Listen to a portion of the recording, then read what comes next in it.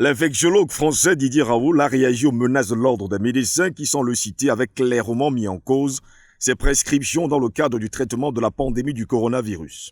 Selon lui, rien de tout ce que dit l'ordre ne le concerne pas. Je ne suis évidemment pas concerné par les menaces de l'ordre des médecins. Je m'inscris dans le cadre du décret du 25 mars.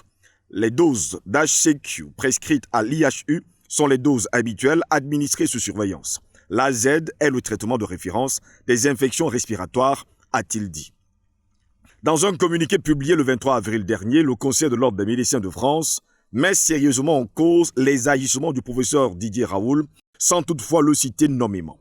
Dans ce texte, l'Ordre rappelle avec fermeté les règles en vigueur pour les protocoles de recherche clinique et indique qu'il est inadmissible dans ce contexte de susciter de faux espoirs de guérison alors que le patron de l'IHU, Méditerranée Infection, martèle depuis le début de l'épidémie que l'association hydroxychloroquine-azithromycine permet d'avoir des résultats excellents contre le Covid-19.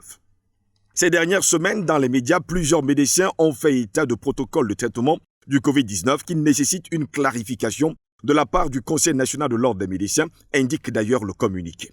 Le CNOM rappelle fermement à l'ensemble des médecins qu'en cette période de vulnérabilité particulière et face à l'inquiétude de nos concitoyens, leur parole prend un sens encore plus important. Les Français, nos patients, vouent une confiance importante au corps médical qui se doit d'en être à la hauteur pendant cette crise sanitaire sans précédent. L'Ordre annonce également avoir informé l'Agence nationale de sécurité du médicament de l'existence de ces protocoles qui s'inscrivent en dehors de la législation en vigueur et qu'elle tirera le cas échéant les conséquences de l'avis de l'ANSM.